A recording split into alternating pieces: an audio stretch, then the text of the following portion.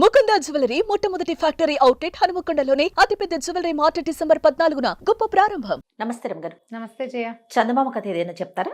మహావీరుడి కథ చెప్తాం. కోసల రాజ్యానికి కీర్తిచంద్రుడు అని ఒక రాజుగారు ఉండేవారట. ఆయనకి లేక లేక ఒక కుమార్తె పద్మావతి. పిల్ల బహు అందగత్తె. ఈ 14 ఏళ్ళు వచ్చినప్పటి నుంచి ఈ పెళ్లి ఏ సంవత్సరం చేయాలి అటా ఇటా ఆలోచించి మొత్తానికి 18వ ఏడు వచ్చాక అమ్మాయికి పెళ్లి చేద్దాము, స్వయంవరం చాటిద్దామా, ఏం చేద్దాము అని జాతకాలు చూస్తున్నారు. ఓకే, జాతకాలు చూపించుకుని ముందు ఈ అమ్మాయికి సమయం ఎప్పుడు ఏమిటో అవి చూస్తారుగా. అయితే ఏమైంది, ఈ జాతకాలు రకరకాల గురువుగారులు వాళ్ళు వీళ్ళు చేయి చూసేవాళ్ళు, హస్త సాముద్రికదారులు వీళ్ళు చాలామంది వస్తారు. ఈ వ్యవహారం సాగుతుండగానే ఉన్నట్టుండి ఒకనాడు యువరాణి మాయమైపోయింది. పద్మావతి లేదు.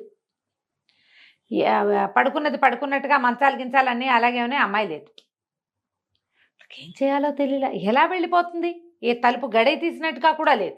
పోనీ అమ్మాయి బయటికి వెళ్తే అనంతరం అదే వెళ్ళిపోతే గడియలు తీసి ఉండాలి. అంతేగా. సహాయం చేశారు ఎవరైనా ఆ చెలికత్తులు అనుకుంటే అందరూ మంచి గాఢ నిద్రలోనే ఉన్నారు. తెల్లవారేసరికి మాయమైపోయింది.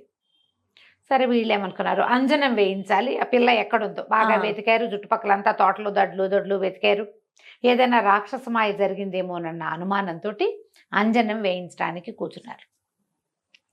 కూర్చుంటే ఒక అంజనం వేసే పంచాంగకర్త అనకూడదులే, ఒక గురువుగారు ఉన్నారు వీళ్ళ దగ్గర. ఆయన అంజనం వేసి చూశాడు. చూసి అమ్మాయి జీవించే ఉంది, ఈమెని ఒక బ్రహ్మరాక్షసుడు ఎత్తుకుపోయాడు. 3 నెలల్లో ఈ అమ్మాయికి బ్రహ్మరాక్షసుడితోటి వివాహం కాబోతోంది. వివాహం చేసుకోవటానికి తీసుకుపోయాడు వాడెవడో. 3 months ఉంది పెళ్ళికి. 3 నెలల్లో వివాహం చేసుకుంటాడు. అయిపోయింది.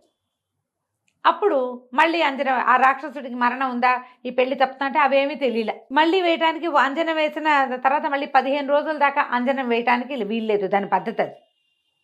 వీళ్ళకి ఏం చేయాలో తెలియలే. అయితే ఒక మంత్రి గారు అన్నారు, దాందే ఉంది మహాప్రభు, మన రాజ్యం నిండా సాహసవంతులే బోళ్ళంతమంది, సాహసికులు చాలామంది ఉన్నారు. శౌర్య ప్రతాపాలకి కోసల రాజ్యం పెట్టింది పేరు. ఓకే, సైన్యం చాలా పెద్దది మంది. చాటింపేయిద్దాం. ఎవరైతే రాజకుమార్తెని బ్రహ్మరాక్షసుడి నుంచి రక్షిస్తారో వాడికిచ్చి వివాహం చేస్తాము రాజకుమార్తెని. ఒకతే పిల్ల కాబట్టి ఆటోమేటిక్గా రాజ్యం బాగుందిగా. బాగుంది. ఈ చాటింపేశారు. చాటింపేస్తే చాలామంది మేం చేస్తామని రకరకాల జాతుల వాళ్ళు, ఏ జాతి వాడైనా వివాహం తప్పకుండా చేస్తానని రాజుగారు ప్రతిజ్ఞ చేశాడు. ఏ జాతి వాడికైనా చేస్తానంటే చిన్న పెద్ద సైనికులు, సైన్యాధికారులు, దండనాయకులు, చిన్న చిన్న గణాధ్యక్షులు, సామంతులు, వాళ్ళకి చిన్న దుర్గాధిపతులు అందరూ తయారయ్యారు. ఈ బ్రహ్మరాక్షసుడు ఎక్కడున్నాడు అనేది కూడా మళ్ళీ 15 రోజుల్లో వీళ్ళకి తెలిసిపోయింది. ఆ రాక్షసుడు ఫలానా చోట ఉన్నాడు. అయితే ఇప్పుడు రాక్షసు సంహారం చేసి పిల్లని తేవాలి. అయితే రాక్షస సంహారం చేయటానికి గుంపంతా వెళ్ళేసరికల్లా వీళ్ళకి ఒకడు అడ్డం పడ్డాడు. ఏ అడవిలో, ఏ వింధ్యాటవిలో బ్రహ్మరాక్షసుడు ఉన్నాడని వీళ్ళు తెలుసుకున్నారో ఆ వింధ్యాటవి ముఖద్వారం దగ్గరే మహావీరుడు అనేవాడు ఒకడు కాచి కూర్చున్నాడు. వచ్చిన ప్రతి వాళ్ళని నాతో యుద్ధం చేయండి, తర్వాత రాక్షసుడితో చేద్దురుగాని అంటాడు. వాడి చేతిలో ఓడిపోయి తిరిగి వచ్చేస్తున్నారు. వాడేం చంపట్లా ఎవరిని. నువ్వు నన్నే చేయలేదు, బ్రహ్మరాక్షసుడు నువ్వేం చేస్తావు పోపో అంటాడు. ఇక రోజులు గడుస్తున్నాయి. ఈ కౌశాంబి నుంచి, ఈ కోసల రాజ్యం నుంచి గుంపులుగా వెళ్ళటము, ప్రతివాడు వాడితో ద్వంద్వ యుద్ధం చేయటం, వాడి చేతిలో ఓడిపోవటం, తలకాయ దించుకుని మా వల్ల ఏమవుతుందని వచ్చేస్తున్నారు. రోజులు గడిచే కొందికి ఆ రాక్షసుడు అమ్మాయిని వివాహం చేసుకునే దినాలు దగ్గరకు వచ్చేస్తాయి కదా. ఈ రాజుకి వాళ్ళకి అర్థం కాల. తమ సైన్యాధ్యక్షుడిని పంపించినా వాడు చితకొట్టి పంపేశాడు వెనక్కి. దండనాయకుడిని పంపిస్తే చితకొట్టి పంపేశాడు. తీరా వీళ్ళు తెలుసుకున్నారు ఏమిటి, ఈ ఎవడైతే పర్టికులర్ ఇక్కడ నుంచున్నాడో ఈ మహావీరుడు అనేవాడు ఎవడో కాదు, వాడు కోసల రాజ్య పౌరుడే. వాళ్ళ నాన్న పూర్వం మహారాజ భక్తుడిగా పేరు పొందినటువంటి ఒక దండనాయకుడుగా పనిచేశాడు. అయితే ఆ దండనాయకుడు ఒక యుద్ధంలో మరణించాడు. ఓకే, ఏదో ప్రాబ్లం అయ్యి మరణించాడు. ఈ అబ్బాయి చాలా కాలం ఎక్కడికో పోయి విద్యలు నేర్చుకొచ్చాడు. ఇప్పుడు వాడు ఇక్కడ పొంచి కూర్చున్నాడు. రాజుగారికి ఏం చేయాలో అర్థం కాల. అక్కడి నుంచి వాళ్ళ అమ్మ ఎక్కడుందో వెతుక్కున్నారు. ఆవిడ కోసల రాజ్యంలోనే ఉంది. ఆ అమ్మ దగ్గరికి వెళ్ళారు. వెళ్ళి మీ వాడు రాజద్రోహిగా ప్రవర్తిస్తున్నాడు, రాజకుమార్తెను తేవడానికి వెళ్ళిన వాళ్ళందరినీ అడ్డుకుంటున్నాడు, వీడు సరైన వాడుగా ప్రవర్తించట్లేదు, నీ భర్త రాజభక్తుడు, చివరి ఏదో ఇబ్బంది అయ్యి అతను మరణించాడు, ఊరు పేరు లేకుండా పోయాడు, వీడు కూడా అలాగే చేసేలాగా ఉన్నాడని రాజుగారు అనేసరికి ఆవిడ కాదు కాదు మహాప్రభు మావాడు మహారాజ భక్తుడు, మామూలు భక్తుడు కాదు, మహాభక్తుడు వాడు. అసలు రాజ్యానికి చెడుపు తెచ్చే అడ్డ పేరు తెచ్చే పని చెయ్యనే చెయ్యడు, అలాంటి వాడు కాదు. వాడికి పరమ రాజభక్తి, చాలా రాజభక్తి. వాడు ఇలా చేయటానికి ఏదో కారణం ఉండుంటుంది, ఏం కారణం ఉందో తెలీదు. వాడు అసలు నిజానికి అక్కడికి వెళ్లే ముందు నా దగ్గరికి వచ్చి, అమ్మా నేను బ్రహ్మరాక్షసుని సంహరించదలుచుకున్నాను, నాకు ఆశీర్వాదం దీవించు అని దండం పెట్టి వెళ్ళాడు. చిన్నప్పటి నుంచి నా భర్త వాడు చిన్నప్పుడే చనిపోయాడు, ఊరు పేరు లేకుండా పోయాడని, నీకు అలాంటి చావు రాకూడదని నేను ఎప్పుడు చెప్పేదాన్ని. దాంతో మావాడు, అమ్మ ఈ మరణం లేకుండా, అంటే ఊరు పేరు లేని మరణం లేకుండా ఎవరైనా నన్ను ఎదిరించేవాడు లేని వరాన్ని పొందుతాను నేనని నా దగ్గర నుంచి వెళ్ళిపోయాడు. చిన్నప్పుడే 14 ఏళ్ల వయసులోనే వెళ్ళిపోయాడు. 10 సంవత్సరాలుగా వాడు ఎన్ని చోట్ల తిరిగి ఎన్నో విద్యలు నేర్చుకున్నాడు. మహావీరుడు వాడు, పేరుకు తగ్గట్టే. పైగా రాజభక్తుడు. కోసల రాజ్యం అంటే మా పరమ ప్రీతి. వాడు ఎక్కడెక్కడో ఉన్నాడు, నన్ను తీసుకెళ్ళలా, వాడు మళ్ళీ వెనక్కే వచ్చాడు. పైగా బ్రహ్మరాక్షసుని చంపుతానని దీవెనలు అడిగాడు నన్ను. అతను ఎందుకు ఇలా తిరగబడుతున్నాడో నాకు కూడా తెలియటం లేదండి. మా అబ్బాయి అలాంటి వాడు కాదని ఆవిడ ఏ ఒట్టు పడితే ఆ ఒట్టేసి. రాజు మంత్రి ఏమన్నారు, మరి ఏదో మతలబు ఉంది ఇక్కడ, ఏమిటి ఉంది ఇక్కడ చూద్దాం అనుకున్నారు. సరే వీళ్ళేమనుకున్నారంటే, సైనికులు మామూలు వేషాలు వేసుకెళ్తే రండి నా మీద కత్తి యుద్ధానికి అంటాడు వాడు. అలా కాదని ఒక రైతు కూలి వేషం వేసుకుని, రైతుల వేషాలు వేసుకుని రాజుగారు మంత్రి గారు అక్కడికి పోయారు. మహావీరుని చూస్తే ఆశ్చర్యపోయారు. వాడు మంచి చువ్వలా ఉన్నాడు, అసలు కత్తిడాలు చేస్తే వాడు త్రిపురాంతకుడు లాగా కనపడుతున్నాడు. మంచి అంటే ఏదో దుష్టబుద్ధి అలాంటివి ఉన్నవాడిలాగా లేడు. చాలా ప్రశాంతమైన వదనము, చాలా క్లారిటీ ఉన్న మొహం వాడిది. వీళ్ళకి అర్థం కాల. వీళ్ళు అక్కడ ఉండగానే ఒక గుంపు వచ్చింది, దండనాయకుల గుంపు. వాళ్ళందరినీ చితకొట్టి పంపేశాడు. నన్ను ఓడించి లోపలికి వెళ్ళండి వింధ్యాటవిలోకి అంటాడు.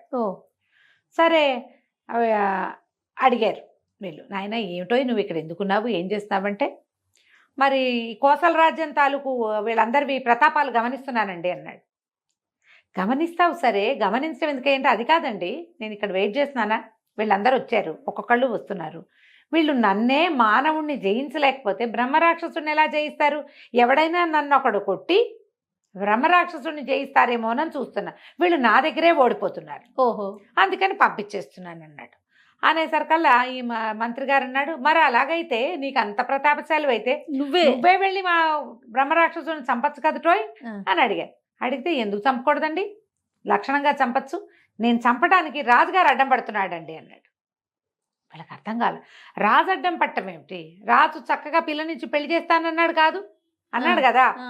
అదే కదండి సమస్య, నా సమస్య అదే అనేసరికి వీళ్ళకి అర్థం కాలేదు. ఏమిటి నీ ఉద్దేశం ఏమిటి, నువ్వెందుకు చంపవు బ్రహ్మరాక్షసుడు అంటే, ఆయనేమో పిల్లనిచ్చి పెళ్లి చేస్తానన్నాడండి, నాకు ఆ పిల్ల వద్దు, అందుకని ఇక్కడ వేచి ఉండి వీళ్ళందరూ చచ్చిపోవటం ఎందుకు, ఎవడు నన్ను జయించగలడో వాడు బ్రహ్మరాక్షసుడిని కూడా జయించగలడు, ఎందుకంటే నేను ఒక ముని వల్ల వరం పొందాను, నన్ను ఎవ్వరూ ఎదిరించలేరని, నన్ను ఎదిరించగలిగిన వాడే వాడిని చంపగలుగుతాడు. అసలు ఏమిటి, ఎందుకు పెళ్లి చేసుకోవు నువ్వంటే, నేను ముని దగ్గర వరం పొందానండి, ఒక 10 సంవత్సరాలు వీరోచిత విద్యలు నేర్చుకున్నా, ఒక మునిగారిని ఒక విపత్కర పరిస్థితిలో రక్షించాను, ఆయన అబ్బాయి నువ్వు ఎవరినైనా ఎదిరించగలవు, నిన్ను ఎదిరించే మానవుడు లేడు లోకంలో, నీకు అంత శక్తి ఇస్తున్నామన్నాడు. అయితే నువ్వు మానవాతీత శక్తిని కూడా నువ్వు జయించగలవు, కానీ నువ్వేదైనా మానవాతీత శక్తిని అంటే ఈ బ్రహ్మరాక్షసులు, పిచ్చచ్చాలు, దయ్యాలు, గంధర్వులు, యక్షులు, కిన్నరులు, కింపురుషులు ఉన్నారు కదా, అవును, వాళ్ళని ఎవరినైనా నువ్వు జయించాలంటే నీ తల్లి దీవెన అవసరం. నువ్వు 10 సంవత్సరాలుగా మీ అమ్మ చేత అన్నం తింటలా, నువ్వు బయట ఉన్నావు, మానవుడికి ప్రధాన రక్ష వాడి తల్లి దీవెన.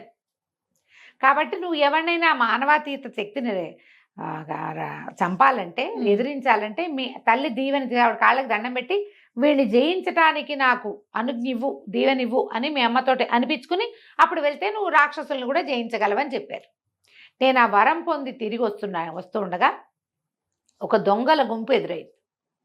ఆ దొంగలు ఒక పల్లెటూరులో ఒక చంద్రిక అనే మహాద్భుత సౌందర్యవతి అయిన ఒక పిల్లని చూసి ఆ దొంగల నాయకుడు ఆ పిల్లని మోహించాడు. ఆడ పెళ్లిలో కొలగొట్టారు, ఓ పెళ్లిని కొల్లగొట్టడానికి వెళ్ళారు దొంగలు, బందిపోట్లు అలాగే కదా వెళ్తారు, ఆ ఊళ్ళో పెళ్లి ఉందనగానే అంత పడిపోతుంది దండంతా. పెళ్లిలో ఉన్న వాళ్ళందరినీ చావగొట్టి చెవులు మూసి అందరూ బంగారాలు పెట్టుకుంటారు పెళ్లిళ్లలో. సంపద ప్రదర్శన జరుగుతుంది. మొత్తం సంపద అంతా కొల్లగొట్టి ఆ పెళ్లి కూతురు అద్భుతంగా ఉన్న ఒక పల్లెటూరి పిల్ల చంద్రికని చూసి దాన్ని పెళ్లి చేసుకోవాలని నిశ్చయించుకుని పెళ్లి చేసుకోవడానికి కన్యాదానం చేయడానికి వాళ్ళ అమ్మని నాన్నని కూడా తీసుకుని పెళ్లి చేయడానికి పురోహితుడిని కూడా తీసుకుని వెళ్తున్నారు. ఆ పిల్ల గోల్మని ఏడుస్తోంది వీడిని పెళ్లి చేసుకోవటానికి, ఆ దొంగ వెధవని. అక్కడి నుంచి వాళ్ళ అమ్మ నాన్న కూడా దుఃఖిస్తున్నారు. పురోహితుడి నెత్తి మీద చేతులు పెట్టుకుని ఉన్నాడు. ఎప్పుడైతే వాళ్ళు ఎదురుపడి వీళ్ళు ఏడుస్తున్నారో ఈయన ఈ కుర్రాడు మహావీరుడు తన శక్తిని పరీక్షించడానికి ఆ పెద్ద పెద్ద మంచి బ్రహ్మాండమైన పర్సనాలిటీస్ ఉన్న ఆ దొంగల దండుని ఎదుర్కొన్నాడు. చెప్తున్నాడు అనమాట, దొంగల దండులో ఉన్న 40 మందిని చావగొట్టి చెవులు మూసాను నేను. ఓకే. పారిపోయారు వాళ్ళంతా, సంపదంతా వదిలేశారు. అయితే ఏమైంది, వాళ్ళని వాళ్ళ ఇంట్లో దింపుదామనుకున్నాను. తల్లిదండ్రి పిల్ల పురోహితుడు ఉన్నారు కదా. అయితే తల్లిదండ్రి ఏమన్నారు, నాయన శుభ్రంగా పెళ్లి సంబంధం కుదిర్చాం, పెళ్లి కాస్త ఆగిపోయింది, ఇప్పుడు మేము మళ్ళీ వెనక్కి ఊరు వెళ్ళినా పెళ్లి కుదరదు. ఇంకా పెళ్లి ఆగిపోయిన పిల్లకి పెళ్లిళ్ళు కాబట్టి పాత రోజుల్లో జరిగేది కాదు. ఈ పిల్ల ఏదో దురదృష్టి జాతకురాలు అనుకుంటారు. ఈ వచ్చిన దొంగ వెధవుల పెళ్లి వాళ్ళని చావచిత కొట్టారు. పెళ్లి కొడుకు ఏ స్థితిలో ఉన్నాడో కూడా తెలియదు. వాళ్ళు చిచ్చి మీ సంబంధం మాకు వద్దనొచ్చు. మరి ఇప్పుడు మా పిల్ల బతుకు ఏమిటి? పెళ్లి జరగదు దీనికి. ఇంకా కన్యాదానం చేయటానికి మేమిద్దరం ఉన్నాం, అమ్మా నాన్న. పెళ్లి చేయడానికి పురోహితుడు ఉన్నాడు. పిల్ల సిద్ధంగా ఉంది. బాబాబు బంగారు కొండలా ఉన్నావు, మా పిల్లని పెళ్లి చేసుకో అన్నాడు. నేను కూడా ఇంటికెళ్ళినా పెళ్లి చేసుకోవాలి, పెళ్ళి ఎలాగూ తప్పదు, పిల్ల చూస్తే చక్కగా లక్షణంగా ఉంది, మా జాతే కదా అని ఆలోచించుకుని పెళ్లి చేసుకున్నానండి. అడవిలో చంద్రికను తీసుకుని మా అమ్మని కలవడానికి నేను ఇంటికి వస్తుంటే ఒక బ్రహ్మరాక్షసుడు ఎదురయ్యాడు. ఓహో, వాడే వీడు. ఓకే. ఆ బ్రహ్మరాక్షసుడు ఏం చేశాడు, నన్ను కొట్టి, చంద్రిక మహాద్భుత సౌందర్యవతి కాబట్టి ఈ పిల్ల నాకు నచ్చింది, ఇట్లా పల్లెటూరు పిల్లని ఒక పిల్లని చేసుకోవాలనుకుంటున్నాను, 3 నెలల తర్వాత నేను 8 మంది మానవ కాంతల్ని పెళ్లి చేసుకోబోతున్నా, అందులో ఇదొక కాంత అని ఆ చంద్రికను తీసుకుని వెళ్ళిపోయాడు. అయితే ఏమైంది, నేను ఎవరైనా నన్ను ఎదుర్కోలేరు, నేను మునివర ఉంది. కానీ వీడు మానవాతీత శక్తి. ఈ మానవాతీతుడిని జయించాలంటే నేను మా అమ్మ దీవెన పొందాలి. నేను బాగా 100 రామళ్ళ దూరంలో ఉన్నా, మా అమ్మ లేదు అక్కడ, నేనేం చేయను. అందుకని ఏం చేశారు, చంద్రికను వాడిని తీసుకెళ్ళిపోనిచ్చి, ఇంకా వాడు 3 నెలల సమయం చెప్పాడు కాబట్టి పరిగెత్తుకుంటూ ఊరొచ్చి మా అమ్మ దగ్గర దీవెనలు తీసుకున్నా చంద్రికను రక్షించుకోవటానికి. ఇంతలో ఏమైంది, ఈ వ్యవహారం వచ్చింది. ఓకే. ఈ వ్యవహారం వస్తే రాజుగారు ఏం చెప్పారు, ఎవరైతే బ్రహ్మరాక్షసుని సంహరిస్తారో వాడికి తన కూతుర్ని ఇస్తానని చెప్పారు. నేనేమో కోసల రాజ్య పౌరుణ్ణి, రాజాజ్ఞ శిరోధార్యం. ఓహో. ఇప్పుడు గనక నేను బ్రహ్మరాక్షసుని చంపానంటే నేను రాజకుమార్తెని పెళ్లి చేసుకోవాలి. నేను ఏకపత్ని వ్రతుడుగా ఉండదలుచుకున్నా. మా నాన్న, తాత, ముత్తాత అందరూ ఏకపత్ని వ్రతులే మా ఇంట్లో. నేను ఆ వ్రతం చెడగొట్టాలని అనుకోవటల్లా. చంద్రిక పైగా నా భార్య కొత్తగా ఇప్పుడే పెళ్ళయింది. నేను ఇప్పుడు రాజకుమార్తెను పెళ్లి చేసుకుంటే చంద్రిక అన్యాయం అయిపోతుంది, నా వ్రతం పోతుంది. అందుకని ఇక కోసల ప్రజల్లో ఎవరైనా సరే ఒకడు నాతో ధీటైన వాడు కనపడతాడేమో, వాణ్ణి ఈ బ్రహ్మరాక్షసుడి దగ్గరికి పంపిద్దామని వేచి ఉన్నా. రాజుగారు ఈ మాట చెప్పాడు కాబట్టి నేను చంపానంటే నేను దొరికిపోతాను, అందుకని నేను ఇక్కడే ఉన్నానంటే అప్పుడు రాజుగారు అన్నాడు, బాబు దాని దేవుంది నాయన, నువ్వు వాడిని చంపి మా పిల్లని మాకు అప్పచెప్పు, మా అబ్బాయిని పెళ్లి చేసుకోవాలన్న నియమం లేదు అంటే మీరు ఇది ప్రతిజ్ఞ చేయండి అన్నాడు. వెంటనే మళ్ళీ రాజుగారు ఊళ్ళో టంకేయించారు. ఎవరైతే బ్రహ్మరాక్షసుని చంపి రాజకుమార్తెని రక్షిస్తారో వాళ్ళ శౌర్య ప్రతాపాలకు మించి తగిన ఉచిత రీతిని గౌరవిస్తాము, రాజకుమార్తెని వివాహం చేసుకోవాలన్న నిర్బంధం లేదు అని మళ్ళీ ప్రకటన చేస్తే ఈ వీడు మహావీరుడు వెళ్ళి ఆ బ్రహ్మరాక్షసుడి దగ్గర 8 మంది ఆడపిల్లలు ఉన్నారు. అందులో ఒకటి రాజకుమార్తె, ఇంకోటి వీడి భార్య అయిన చంద్రిక, ఇంకా ఉన్నారు 6 ఆడపిల్లలు. ఎక్కడెక్కడి నుంచో తెచ్చాడు. రకరకాల రాజ్యాలకు పోయి వాళ్ళందరినీ వింధ్యాటవిలో దాచాడు. ఎవ్వరూ వాడిని ఎదుర్కోలేకపోయారు. వాడు అప్పుడే చెప్పాడు, నన్ను ఎదుర్కోగలిగితే వచ్చి వింధ్యాటవిలో ఎదుర్కోను. వీడు అందుకని వింధ్యాటవి ముఖంలో నుంచుని ఉన్నాడు అనమాట. లోపలికి వింధ్యాటవిలోకి వెళ్ళి ఆ బ్రహ్మరాక్షసుడిని ఎదుర్కొని వాడిని చంపేసి, ఎందుకంటే వీడికి అమ్మ దీవెన లభించింది, 8 మంది ఆడపిల్లల్ని ఫ్రీ చేశాడు. తన భార్యను తను తెచ్చుకుని రాజకుమార్తెని సగౌరవంగా మహారాజు దగ్గర చేర్చాడు. మిగతా 6 పిల్లల్ని ఏ రాజ్యాల వాళ్ళనో కనుక్కుని రాజుగారే ఎవరిళ్ళకి వాళ్ళని, పెద్ద పిల్లలు కదా పెళ్ళిడి పిల్లలుగా, సగౌరవంగా ఆడపిల్లల్ని పంపించేశారు. రాజకుమార్తెకి తర్వాత కాలంలో వివాహం జరిగింది. ఈ మహావీరుణ్ణి సర్వసైన్యాధ్యక్షుడిని చేసి తన దగ్గరే పెట్టుకున్నాడు రాజుగారు. అతన్ని ఎవరు ఎదిరించలేరు. రాజ్యం చల్లగా ఉంటుంది, ఏ సంక్షోభానైనా అతను ఎదుర్కోగలడు. కాబట్టి ఇలా చేసి ఈ మహావీరుడిని యొక్క ప్రతిజ్ఞని నిలబెట్టాడు రాజుగారు. కథ కంచికి మనం ఇంటికి. బాగుంది రమ్మగారు. నమస్తే అండి. నమస్తే చెయ్య.